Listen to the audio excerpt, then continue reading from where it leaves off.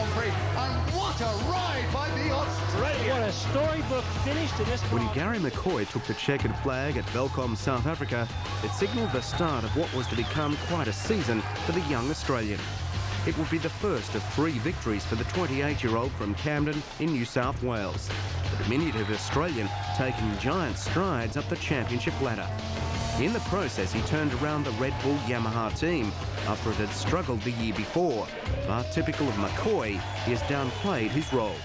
Well, I think it's difficult to look into last season. I don't think there was too much of a problem with the bike. It was just more so me getting used to it and getting the bike set up to suit me and so on. But this year, yeah, with 3 wins, we're pretty excited, and you know, the team's very happy, and looks like we're going to finish up with a pretty good position in the championship. So things have been looking really good. While many were surprised by McCoy's victory in South Africa, Gary wasn't. Having had half a season with the team the year before, he was now getting used to the Yamaha and was confident as the new season began. Well, it's something I've been looking for a long time, and I really thought that, well, I really knew that we could do it, and it was just a matter of time and a little bit of luck, which I think we did have that weekend with tyres and bike setup, and everything come out well. And then halfway through the season, we've hit a bit of a bad spell and didn't have the right tyre choices and just had a bit of bad luck basically, and things are just starting to come better now. So what's the secret to Gary McCoy's success? Well, apart from the fact he's now more familiar with the Yamaha, it also comes down to his tyre choice. While other riders are stuck with a 17-inch wide tyre, he decided to try a 16.5, and for some reason it has worked for him. It's really hard to say why it's worked so well, but just last year when we had the choice of one or the other, 17-inch or 16.5, I've always preferred the 16.5. So in looking into pre-season testing this year, we had the choice again, and we really spoke to Michelin and asked them if we could, you know, keep working and developing on with the 16.5, and they agreed to it. So yeah, it was a little bit hard in the beginning of the season, but I think they've really come good now. They've come a long way with developing them, and a lot more people are using them now too. Was it frustrating in the middle of the season when you couldn't get the tyre that you wanted?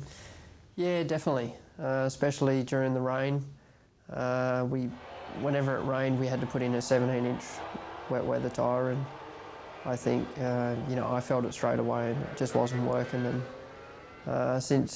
just recently we've tested a 16.5 wet, and the difference is just incredible. If you'd had the 16.5-inch tyres all through the season, do you think maybe the World Championship would still be wide open now? Yeah, definitely, because there was a lot of races which were wet, half wet or whatever, and the tyre choices, we just didn't have the experience with it, and Michelin didn't know or couldn't really tell us what tyre would suit certain conditions. So we're a little bit lost there for a while, and it's just taken time and experience with the tyres in different weather conditions to, you know, to get that extra bit of experience to get the bike set up. One thing is certain, Gary's background of riding dirt bikes has certainly helped him this season. As he slipped and slid his way around the world circuits, he's drawn on his years of riding speedway. And on the rare occasions he comes home, he goes back to his roots. Yeah, well, I still ride the dirt bikes as much as I can, whether it's motocross. When I've been overseas, it's a lot of enduro riding. And every now and then I'm trying to get back into doing a bit of speedway again too. So I think it's good to, you know, keep all that going and still be comfortable with, you know, the bike moving around a lot as it does on the dirt, and it seems to feel a lot easier on the tar. His training and his riding style may be unusual, but it certainly paid off. Gary McCoy has now established his name in the World 500cc Championship, and it seems hard to believe now that he was struggling 2 years ago riding a V-twin with the Shell team. But all that now seems a long time ago. Yeah, it does seem like a long time ago, and it's not so much a bad memory. It was just more or less a step into the 500s as a learning curve. rather than, I think, in '98, if I jumped onto a four-cylinder straight away, it would have been quite a hard job. And to ride that year on a V-twin, which isn't as quick as the V4s, but it's definitely a lot quicker than a 125, it just gave me that little bit more of a step before we jumped onto the big bikes. Life is certainly good for Gary, but the year's not over yet, and there's still plenty of hard work to be done. The championship may have been decided, but the Australian can still climb up the ladder and claim third place. And what better way to do that than with a win at Phillip Island in front of a home crowd? Oh, it'd mean a lot, really. I know it'd secure third place in the championship, and to be in front of the home crowd on the top box, and all the families there as well, so just a lot of things. Whatever happens at the island, Gary will then take a well-earned break, catching up with friends and family back home. Then it's back to business for pre-season testing, all aimed at hopefully securing a World Championship in 2001. I think it's difficult until we get to next season, but it's all a matter of getting pre-season testing out of the way comfortably without any injuries or any defaults with the bike, and basically, start the first race with no problems at all, and then see how we go in the race. But I think it's something that we're ready to do at the moment. We know we can run up the front semi-consistently. I mean, this year's been a little bit up and down, but it's still early days, and I think we're just getting better and better as time goes on. So I'm really looking forward to next year, and I think we can have a good shot at the championship.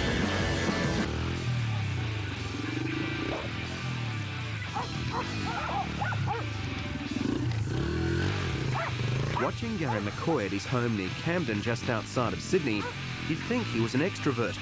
A show-off on his dirt bike, it seems natural to assume that he loves being in the limelight. But nothing could be further from the truth. Gary, in reality, is a shy, almost retiring character who is still getting used to all the attention he is now attracting. Yeah, I've noticed it sort of from half season onwards that every country we go to, the fans are just always around, you know, asking for posters and saying my style's incredible and I'm really good to watch, and I'm their biggest fan, and just on, and the crowds are just getting bigger and bigger, like, as for supporting me. And I haven't hit Melbourne or Phillip Island yet, but I think it's going to be quite enormous down there. So I think I'm ready for it. I'm expecting it, but how it's going to be and how it's going to affect me and my lifestyle, I'm not sure. While other riders like Valentino Rossi seem to love the cameras, Gary is more content to remain in the background. But he does admit once he dons his helmet, there is a transformation. I think you have to really, if you want to go out and win a race, there's a lot of other guys who are, you know, full of aggression and want to win as well, and you just got to be on top of them to win the race, basically. And I do notice myself being, as you say, pretty quiet off the bike, and when I'm on the bike, there's a, you know, bit of yelling going on under the helmet every now and then, and yeah, if you think about it, you really are changing, and I think that's just how you got to be to race. The red lights go from red to green. That's a very good start by McCoy. Flyer from McCoy. Let's see how McCoy handles it on the first corner. Last week he was cautious. This week he doesn't look like he's being that cautious as McCoy leads him in there. So the McCoy show is on here in Portugal. Once underway, the transformation continues. McCoy, intent on making the most of his starts, determined to get to the front. I mean, you start off at doing the best you can at the start, hopefully being in the front group. And then from there on, you basically just look at your pit board, see where you are in, you know, what position, who's behind you, how far behind you, and who's in front of you, and how far they are in front of you. So it's all planned as you're riding around, and then you got guys sort of half distance around the lap, taking split times, which you see on the board as well. So you know whether you're losing ground around the back or towards the end of the lap. So there's a lot of things going on, a lot of things to think about, and in the end it's just a matter of being consistent as possible, just trying to keep the lap times the same, and as soon as you get behind somebody, try and pass them as quick as possible and just keep moving up if that's what you can do. What about when you're sliding around the corners and what's going through your mind there? Well, it's a lot of people ask me this question, and I think it's for me it feels I'm comfortable with the bike sliding around, and if anything I always think that it's not the quickest way. I think for sure if you've got more drive and you're not wheel spinning, you should be going more forward, which produces obviously a quicker lap time. So it's something we're still working on. I'm trying to work out how to get extra grip and maybe stop that a bit. But whilst it is sliding around at the moment, I'm pretty comfortable, and it's not a problem. You seem to love racing, but what about qualifying? How do you find that process? Well, qualifying's pretty difficult. Where can I start? But there's a lot of things going on during qualifying. You're trying to set up your bike, and you've only got the hour session, and you're going through tyres, and you might want to test this tyre, but you're trying this different setup with a front fork or a rear shock, and it's just too many things at once rather than trying one thing at a time and saying yes or no. You really don't have the time. You just got to really think about it and just try and change not too many things as possible, but enough that in the way that it's going to work for you. And then you've got these qualifiers now. A lot of people are using qualifiers, and it's really got the drive that I've been looking for. The bike doesn't slide a lot, and that's where I tend to make a lot of my ground during qualifying, because the bike's not sliding around. I can get in a quick lap time. And it can be good and it can be bad, because you can get traffic. You can put in the qualifier, go out, and then you've got people in front of you holding you up, and that can put you second or third row on the grid. You really want to be first or second row. Is it a process that you're still getting used to?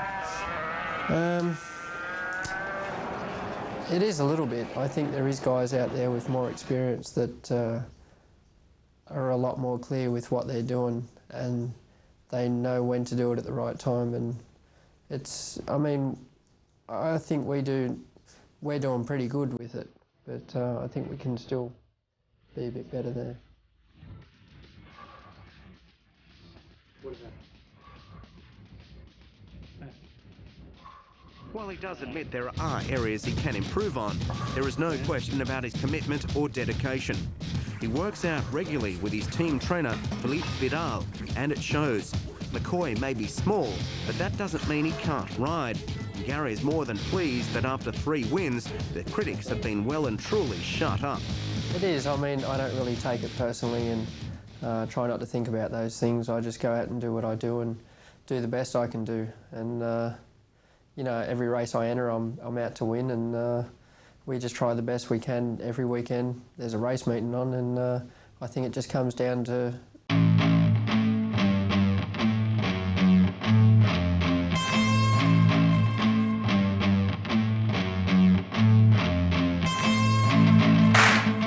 he becomes more popular, and that in turn means he'll attract more media attention.